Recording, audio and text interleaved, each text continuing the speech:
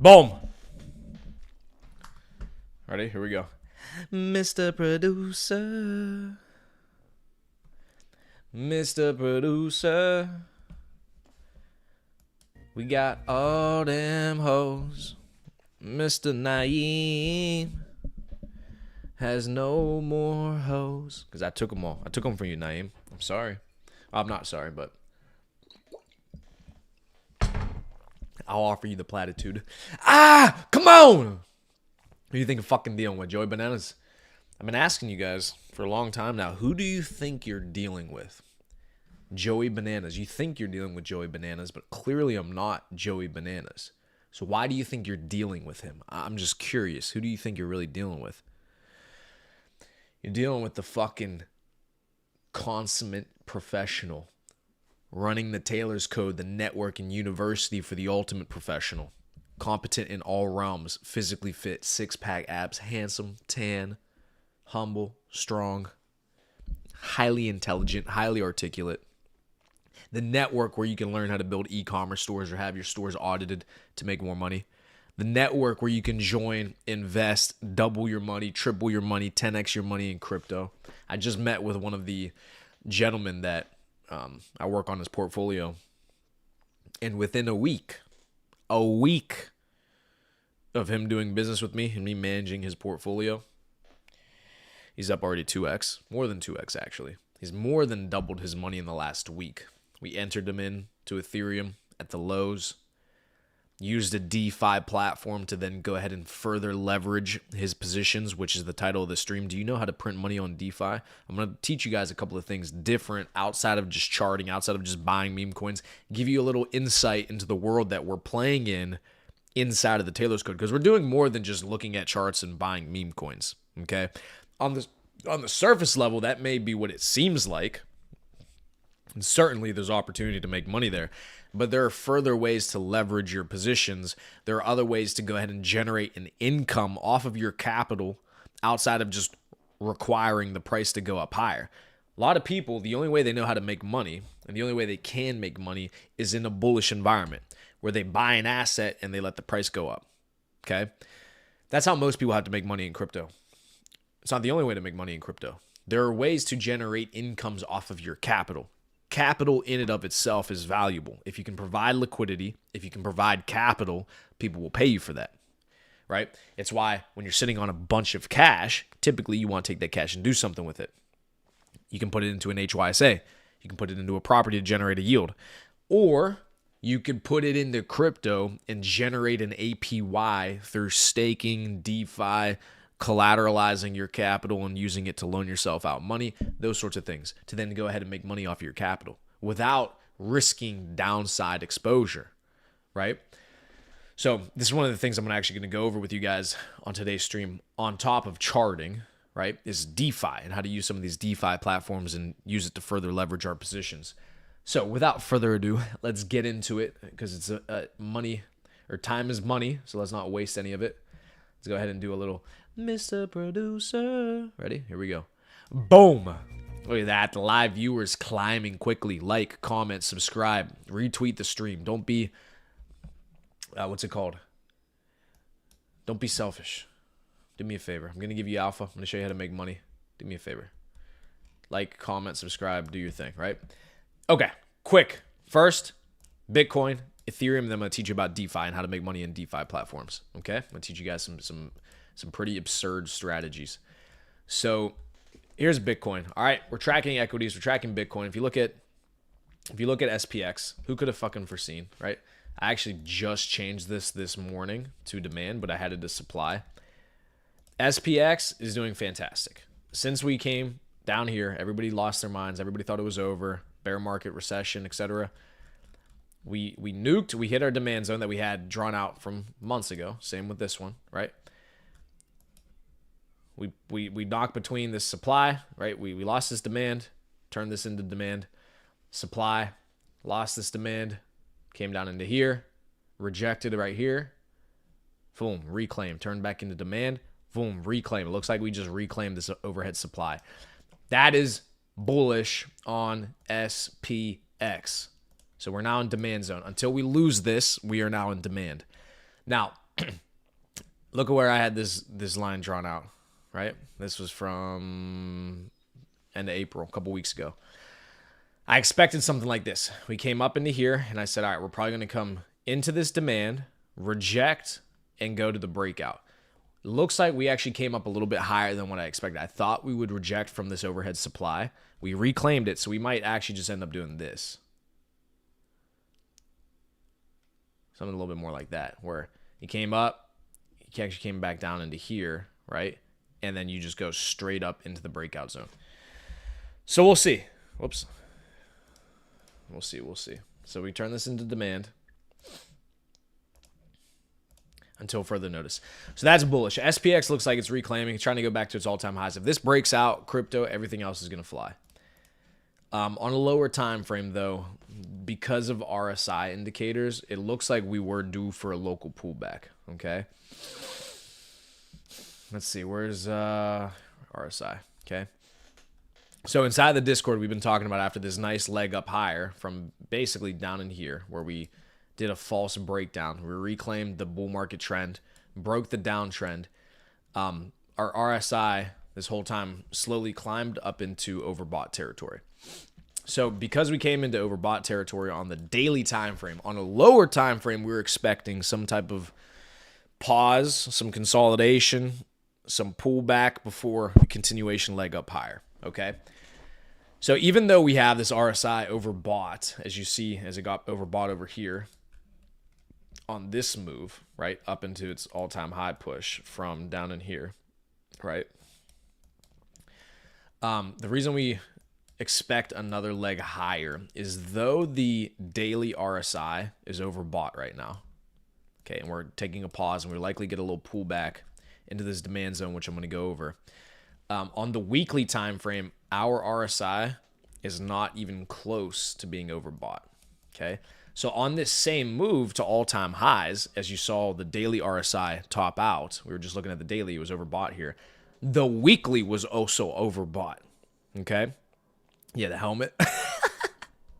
the beanie banger.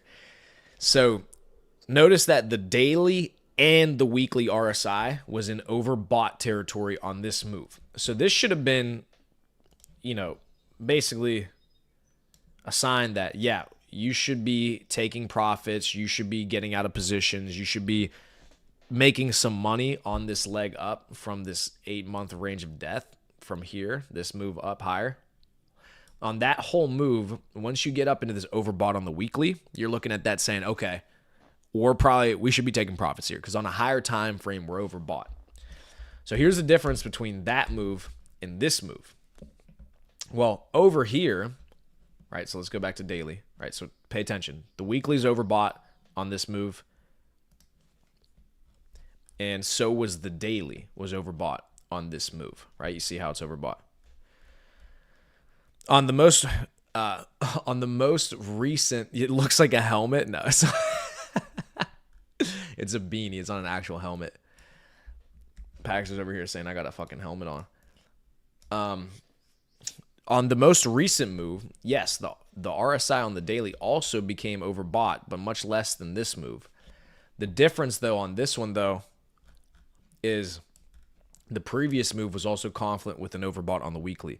This most recent move is not overbought on the weekly. So that means there's still room on a higher time frame to get one leg up higher into price discovery. So that's what we're betting on. So because the daily on the lower time frame is overbought, we're expecting a local pullback, local consolidation, little cool off. But the weekly on a higher time frame showing us that we still got room to fucking move. We still got room to fucking rip here over the next month. Okay? So that's what I'm expecting. I'm expecting a local pullback, long time frame, higher time frame continuation. Okay? So that's what the RSI is telling us. So if we go on a lower time frame, if we go into hourly, let's take a look at what the price action on Bitcoin's doing. So here's the mid range. This is the range, the all-time high range that we created, where we distributed over here, range low, mid range, top of the range. We created this downtrend, broke the downtrend, re-entered the range. What did I tell you for the past couple of weeks?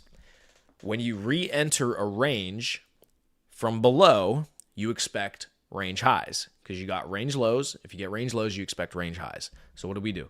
We re-enter the range, We reaccumulate right in here, and then we make a push up higher to what? Range highs. Who could have foreseen? Okay, this is very normal. So now we have range highs. Okay, who could have foreseen this? So what I'm expecting on this local pullback is, and it makes sense because we got this little demand zone that got created on the hourly chart right here. We rejected, who could have foreseen, right on the mid-range. Boom, it's resistance, you reject, you break through, you come back down and retest it and create it, what? Support. Look at that. Who could have fucking foreseen? Literally on the dot. Boom, reject, because it's coming from underneath, breakthrough, retest, pump. So it turned it into support. So what I was expecting on this pullback, we'll see. We might not get the full obvious pullback, but if we do get the full pullback, outside of this just one little wick on the hourly, I would expect something into this demand in a retest of this mid-range. Okay? That's what I'm looking at on a, let's say, best case scenario pullback. So that would be the shallowest pullback I would expect. So why am I going over this? Well, if you're looking for opportunities to get entries into your favorite altcoins, now that you've missed that initial move off the lows, that was a fucking 2-3x ripper on most of these altcoins, this is the type of move I'm looking for to then position. You don't want to be the guy that doesn't position at the lows because you're afraid and you don't think the price is ever going to go up again. So you don't buy at the lows, but then you see price pumping. You see ETH run from 1,500 up to 2,600, and then you say, oh, okay, at 2,600, 2,500 ETH or 100, 3,000, 106,000 Bitcoin, now I'm going to get bullish after I miss the entire meat of the move. No, you got to be patient again. Okay, now you have to be patient, understand, well, another pullback will come. Is this going to be my opportunity to re-enter into my positions? So this is this is what I would be looking at for a move to the downside at the least, because this looks like distribution on a lower time frame. So basically we're distributing, and then we'll start making this move back down lower. Okay. Worst case scenario, we get a move back down to range lows, which would be confluent with this bull market trend line because they're about to intersect here pretty soon. So watch this. Okay. So if we extend the lines out to the right, you see the diagonal from the bull market trend is eventually going to intersect with the range. Okay. So it would be confluent if we got a move like this, which would make sense because we got range highs. So this is worst case scenario I'm giving you now. So best case scenario, you come back down to this mid-range, you hit this demand zone, you ape there, we break out to new all-time highs. Worst case scenario pullback that still is bullish long-term, where we expect another leg up higher. The worst case scenario pullback would be something like this. It would be this move. So you hit range low, range high, then you would expect what? Range low again.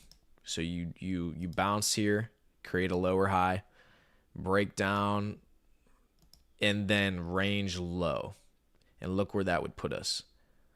You would hit range low probably somewhere near this bull market trend, okay, because they're going to intersect eventually, where now you maintain the bull market trend. You also hit the range low one more time. This is your next ape spot. You ape here.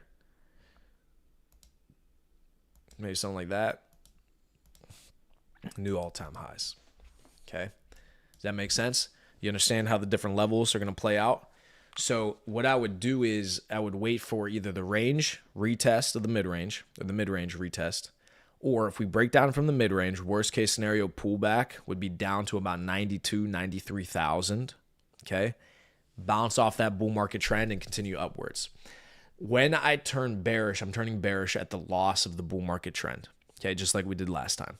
This was a false breakdown right here. This was a false breakdown. Did we get bearish there? Yeah. Because technically, if we're looking at the TA, that's bearish. You're going to get a bearish underside retest. You're going to break down further and you go into a bear market. It was a fake out. Cool. So when do we get bullish again? As soon as we reclaim this line and we break this downtrend. And guess what we did? We flipped bullish. We opened up an ETH long. I have an ETH long open from about 1750. That's fucking printing up 3-4x right now on my position. So you turn bullish again, and it works. We're bullish. Okay, so we remain bullish until we lose market structure again. Otherwise, we're good. So I'm just giving you the scenarios where you would be looking to bid. Mid-range retest and a bounce, or range low retest, bounce to new highs. That's where we stay bullish. Okay, so that's Bitcoin. That's Bitcoin analysis. One other thing I want to show you. Do we have the fixed volume profile? I'm also going to show you the fixed volume profile from the origin of the move. Okay, so just to show you the other point of confluence, where's fixed range volume profile. So from the origin of the move, from the pump, right? Go from the low all the way over. Fixed volume range is at 96,000. I do not expect coming below 96,000, even if we lose the mid-range. Worst case scenario, we get the range low, but I don't see this volume being broken down from. This is going to be a huge support level, okay? So we kind of grinded up into it, tried to break through, lost it again, broke through the second time, then we pumped, okay? Why is this significant? The most volume, the most buying and selling on Bitcoin over the course of this range, which was since November of 24, most of the buying and selling took place at $96,000, okay? So that's where most positions are going to be defended from a bull and a bear perspective, okay? So now that we're back above it, that means bulls are in control. The people who entered in Bitcoin at 96,000 are going to try to defend that level because that's going to be break even for them. So you're going to try to bid, open up longs, defend that position to push price back up higher. So that's very important that we were able to break back up above it and keep it below us so then we can use it as a springboard up to higher prices. We lose that naked point of control. Bears are back in control. We would retest it from the other side, and bears would be trying to short, sell, get that price to come down to defend their positions and get the price to come down lower. But now that we're back above it, beautiful. We want to stay above it. As long as we're staying above this, I'm not worried at all. Okay, because that position will get defended. Okay, so I am expecting local pullbacks based off of RSI. Ethereum, very interesting on Ethereum as well.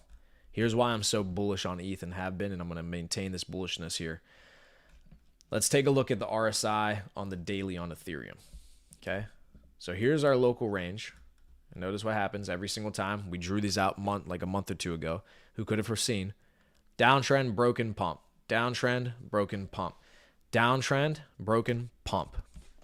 Who could have foreseen? It works. Okay. So on Ethereum, let's take a look at the RSI on the daily. Overbought, just like Bitcoin. So does it make sense that we would get a local pullback here? Yes, it does. So we're expecting a local pullback. Patience before entering in with more size. Here was where the RSI was at on this pump. Way overbought. Didn't come quite as high on this one, which is fine.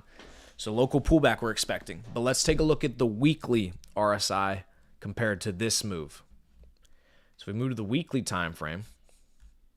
Look at this. It's the same thing as Bitcoin, the same point I was making. On the weekly, on this move to the 4100, we were overbought on the RSI on the weekly. Same thing with Bitcoin on the move to 100,000. Okay. Notice where the RSI on the weekly is for Ethereum right now. Barely over 50. Just now getting into strength after this big pump. We're not even close to being overbought on Ethereum. Not even fucking close. So what does that tell us? Well, last move, we would have said, all right, we better fucking start selling here, taking some profits because we're at range highs. Well, we wouldn't have known that was range high at the time because it was the first move up there. But we're at 4,100. The weekly and the daily are both highly overbought. We got to take some off the table right here because we're probably going to get a swing back down lower. And look what happens. You swing all the way back down below the 50. So it's clear now. The daily and the weekly were overbought.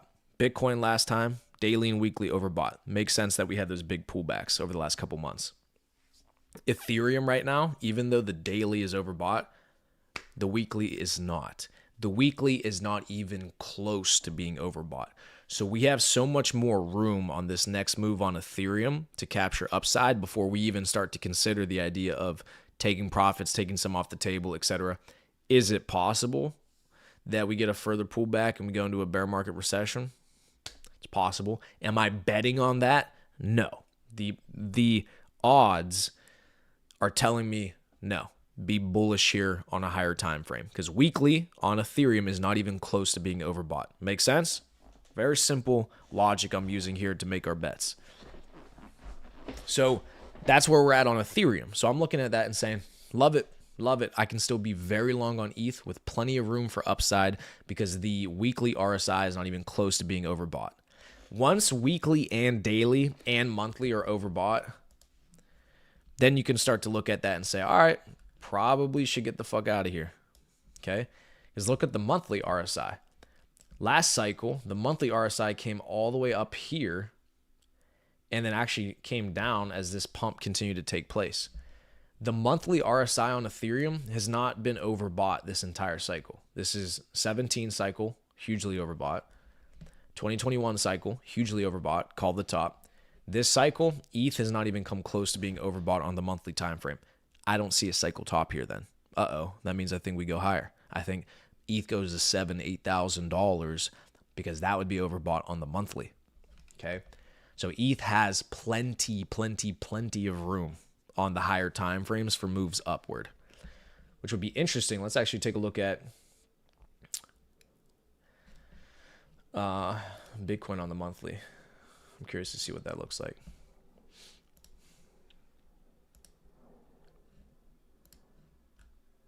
Yeah, see? So on this move, overbought on the monthly. On this move, overbought on the monthly. On this move, back in the last cycle top.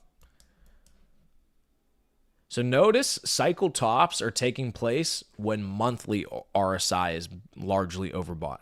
So this is another point of confluence we can use to say that this cycle's not over. Bitcoin's going to 144,000. That's the next fib level if we get another breakout. 2017, cycle top, overbought on the monthly. 2021, cycle top for Bitcoin, guess what? Overbought on the monthly, right? Cycle top, cycle top. Have you seen anything remotely this close on Bitcoin this cycle? Nope, nope. And then on the monthly right now, we're still not even in this overbought zone like we were before. Well, doesn't look like a cycle top to me. Look at this. This is fucking alpha. This is juice. You guys are getting the fucking alpha today.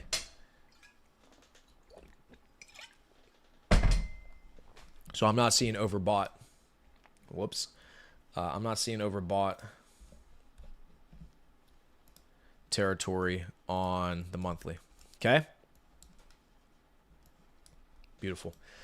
All right. So local pullback, higher time frame, bull to the tits. Cool. So let's take, so we looked at Ethereum. Yes, so monthly, not even close to being overbought on the monthly. I'm happy with that. Let's go back down to the lower time frame on Ethereum. So lower time frame on ETH, what are we looking at? So my bid zone, the first bid zone I'm looking at on ETH is down in this demand, this little consolidation region after this first big push up off of the lows. So we get this big pump off the lows straight up into here. This was the first little consolidation that we had before another try to push up higher, fake breakout. Then we've been drawing down ever since. I opened up, just for transparency, so you guys know, I put this in the Discord. So these guys are in on this play with me. I longed off the bottom on Ethereum. So I opened a long. It was in here as we were grinding across 17. So I was in at like 1750. So right about in here. So I was probably getting in closer to here. I opened up my long at 1750. Rode it all the way up. I opened a short right here. And I put it in the Discord and some of the guys followed me. Open a short right up in here because I'm expecting after this false breakout, I'm expecting a drag back down into here. Okay. So this is my next big zone, bid zone. Is ETH coming back down, sweeping this low and breaking down and sweeping these lows? So I would expect ETH to come back down into like 2200, 2300. Maybe we get a dip down into 22, like down into here would be the other zone. So I would actually draw like this. You got two like little demand regions right here on a lower time frame. So I'd expect one of these two to get hit. Okay. So why am I saying this? Because I'm giving you an idea of how to position, right? If you miss that move off of the low and you're saying, I want to get into my fart coins, I want to get into my Pepes, I want to get into my goats, I want to get into the launch coin, like these other fucking assets that have just been running, and then the established altcoins, you want to get into XRP, whatever. I'm looking for these pullbacks into these demand zones, okay? So ETH at the lowest, I'm seeing 2100 on ETH, that's a bid. And then if you see ETH drop down into like 2300, that's also, I'm going to start bidding there a little bit, okay? If I was you, if I'm trying to get into altcoins, okay? So that's what I'm looking for. Could we keep running from here? Possibly. Doubt it. Chances are we don't, especially because the RSI on the daily is overbought. We just did have some pumps. Things are going to cool off a little bit, get some consolidation, some light pullbacks. That's your opportunity to go ahead and get in. Go ahead and position, okay? So that's Ethereum on the lower time frame. I'm expecting moves down into these demand zones, okay? I would not expect range lows on ETH, but you could get range lows. That's worst case scenario. Max pain would be a range low scenario where you come back down, retest the range low, and then 1750, and then start moving back up. Doubt it. Technically, though, from an analysis standpoint, it's okay. You could do that because you would not be getting back below this downtrend, so it would still be a higher low. And you wouldn't have broken down from the range. So you could retest range lows. I would hate that. It would suck. But technically, you would still be okay. I don't expect that, though. Just to be very clear, I do not expect that. I would expect us to hold on one of these lower time frame, low consolidation regions. Okay? So that's ETH. Solana. All right, let's take a look at Solana.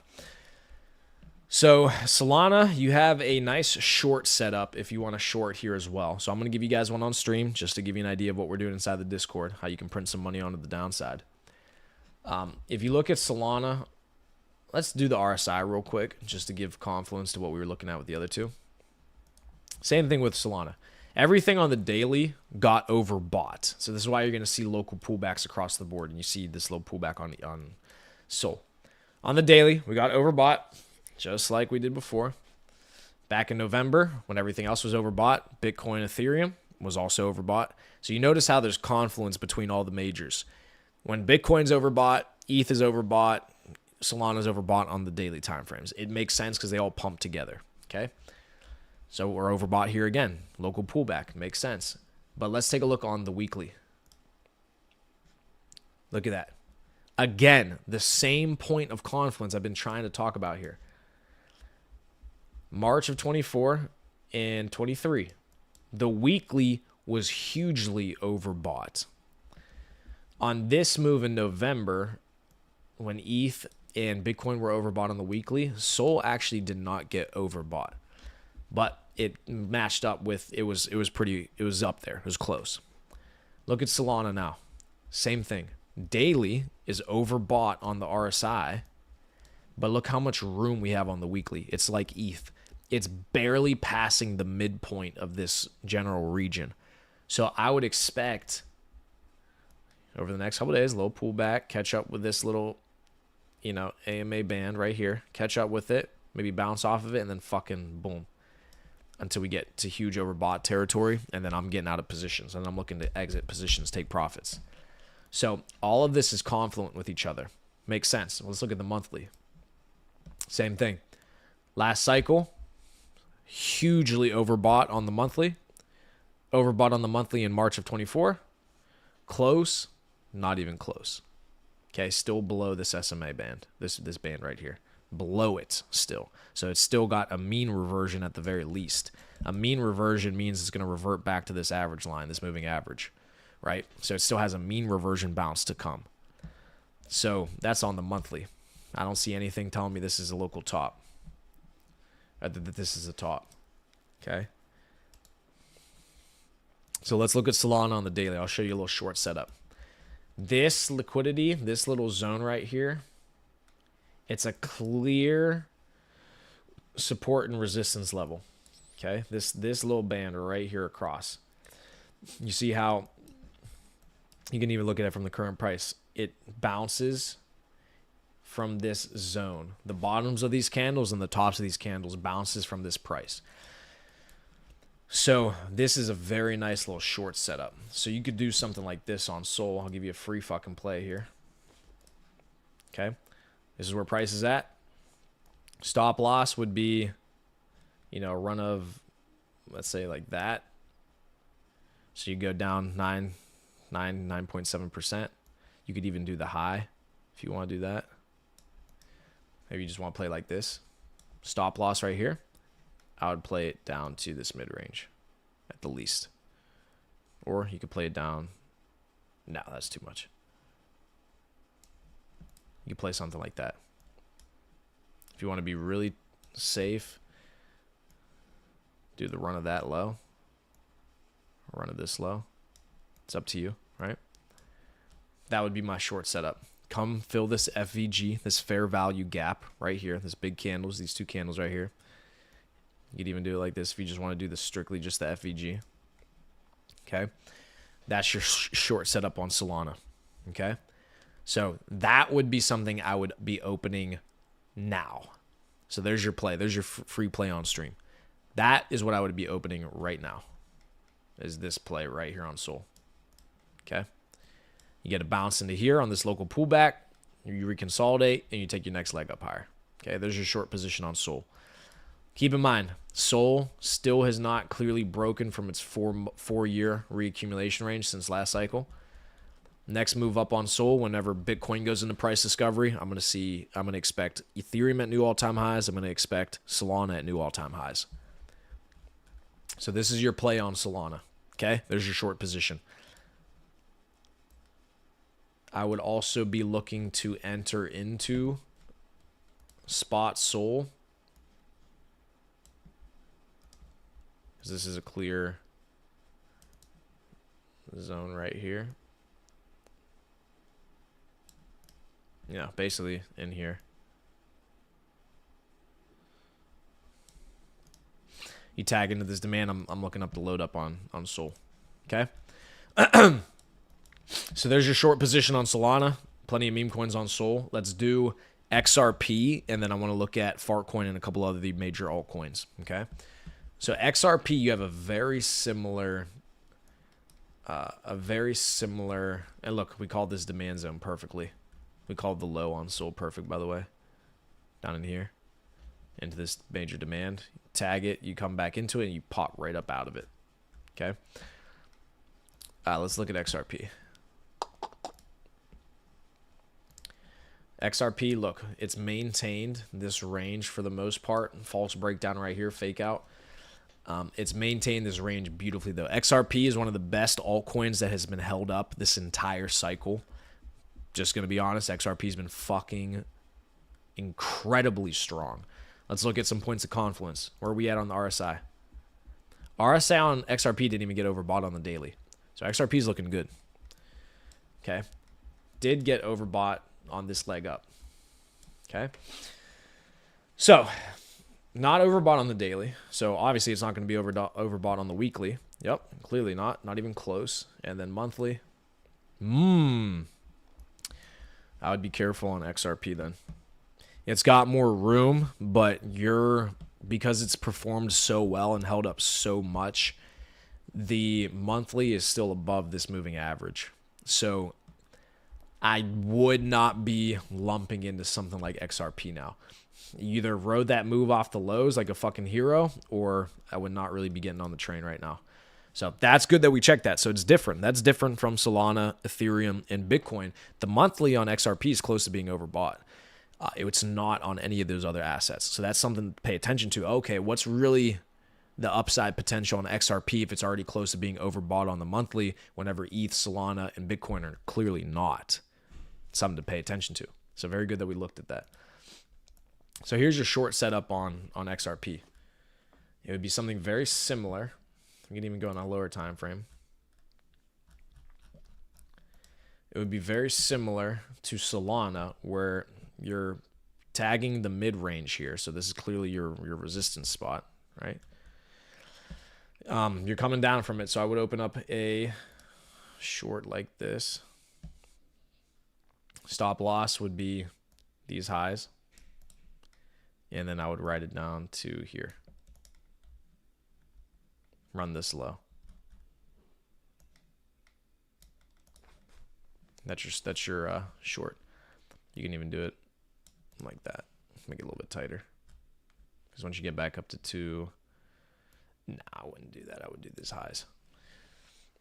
Cool. Do something like that. If you want to be super greedy or you think you're fucking really bearish, do range lows. If you reject off the mid range, you could expect range lows again. You could put it down here, take profit right here, take profit here, right? A couple TPs. And then that would be the end of the trade, would be range lows. I would not expect lower than range lows. Okay. So XRP is I would say XRP is a good short. Okay. Yes, it showed a ton of strength. Yes, people are going to call you stupid for shorting XRP, whatever.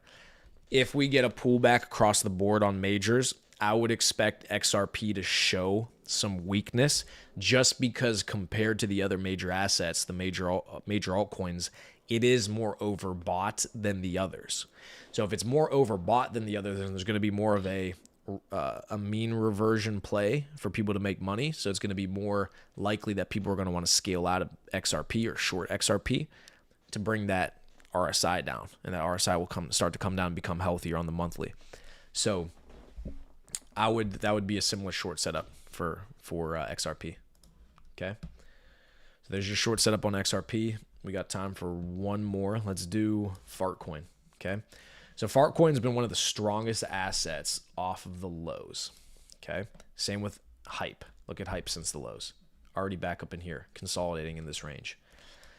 Hype has shown massive strength. This is Hyperliquid's native token. And then Fartcoin has shown massive strength as well. So let's take a look at Fartcoin. Whoops. Look at this. And I bought this down here too. We put this in the Discord. I have the pictures in the Discord. We drew this as the demand zone. Keep it coming down a little bit lower to the bottom of these wicks. Oops. Here's the clear demand zone. And look what that. Look, see, we swept that wick perfectly. Okay. We came up and I said on the retest, right, over in here of this demand zone. This is in our Discord, the private Discord inside the Taylor's code. On the retest of this demand, if we're bullish, this is where you're aping. And this is where I was accumulating Fartcoin. Look at that. You break up out of this demand zone. Right? It's resistance. You break up out of it, you pump hard. You come back down into it. It's now, you're reaccumulating down in here. You break up through it again. Once you flip resistance into support, you're going to come back down and retest it to make it support, and bang, we rip off of Fartcoin. Look at this. And very stair-step, nice vertical accumulation. How much are we up? Well, if you're buying it like we said, 3.5x. So you didn't even have to buy the Pico low if you were inside of the Discord. If you were inside of the Taylor's code, you would have seen the charts I posted on Fartcoin. I wasn't super loud about it because our big thing is the boys club. But I did accumulate this, and I did throw this chart in there. We're up 3.5x off the demand bounce, off the bounce off of the support. Okay, so there has been huge opportunity. Why is Fartcoin so popular? Because it's, for me personally, I don't think it's funny. But people think it's funny because it's fucking ridiculous that a crypto coin called Fartcoin, made by an AI agent. So this was made by an AI agent. Launched this coin. It's one of the coins launched by, I believe it was the one who launched Goatsus Maximus. It was launched by an AI agent. So it was made by an AI. And it's called Fartcoin.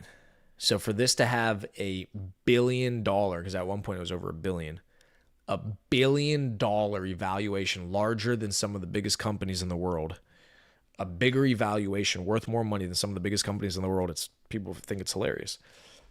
And it is hilarious. It's just, I don't think the meme's funny, but I get why it's funny. It's because it's so ridiculous that people are bidding this, and it's going to billion-dollar valuations. So this has been a fucking great play. Now, Andy, Wolf, Pepe, Brett have all been up off the ground 3x, 2.5x, 2x. So, you would have performed similarly, but it's a good bet to have. It's good to have it because it's on Solana. So it gives you exposure to a different ecosystem, a different L1, which is Solana, outside of just being Ethereum, tied to Ethereum. So off of these buys that I was making, I'm already up 3.5x. Not bad. Not fucking bad. I told you. I've been saying it on Snapchat, Instagram, the YouTube channel. Like, I've been saying it. The money printers are coming back on. Lock the fuck in. It's game time, baby. It's money-making season. Come on now. Look at this.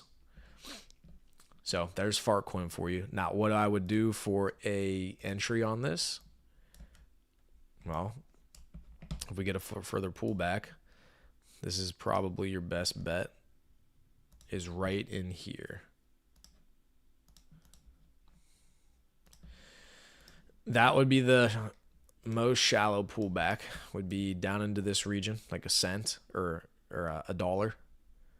I'd be bidding like $1. If you're fucking blessed and lucky, maybe you get that.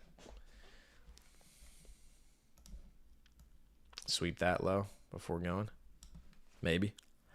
But if this continues to show the strength that it's been showing, and the market is going to continue to show strength across the board, I don't really think you're going to get that big of a pullback, because look, what's the price right now? That would be a 30% pullback. So that's your best case scenario. I think your best case scenario is you get a 30% pullback on Fartcoin. You come back into that little consolidation region, and then that's where you're bidding. That would be your bid zone. I don't see further than a 30% pullback. If you get more than a 30% pullback, it's cooked. It's over. It means that was our exit bounce, and we're cooked. If you come back down in this demand, it's done. So that's your best case scenario for a bidding opportunity. If you get one, their best bet is probably like 22%, 18% pullback, something like that, into this little region right here. That's where I would be bidding. Okay, so there's Fartcoin. So I'm looking at a cent to bid, $1 to $1.05 to bid, or in like the 90-cent region. Okay. This thing is about to enter fucking parabola, because this has been a stair step up. Notice this. This is a stair step up. If you want to do it from here, do like that.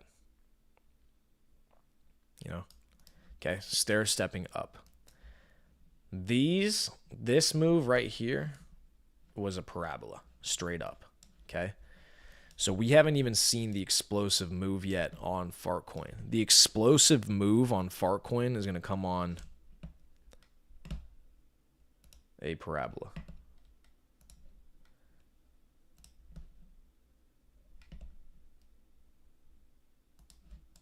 Something like this, where you're going up the curve, and then you're going to start going more and more parabolic into new all-time highs. Okay. There's Fartcoin for you. All right, that's all we have time for, gentlemen. Outside of that, like the stream, comment, subscribe, YouTube, X, Instagram, doesn't matter. Find me everywhere. Follow me, etc. The gentleman inside the Discord, get ready to print. We've already been printing off the lows. Let's continue to print some more money.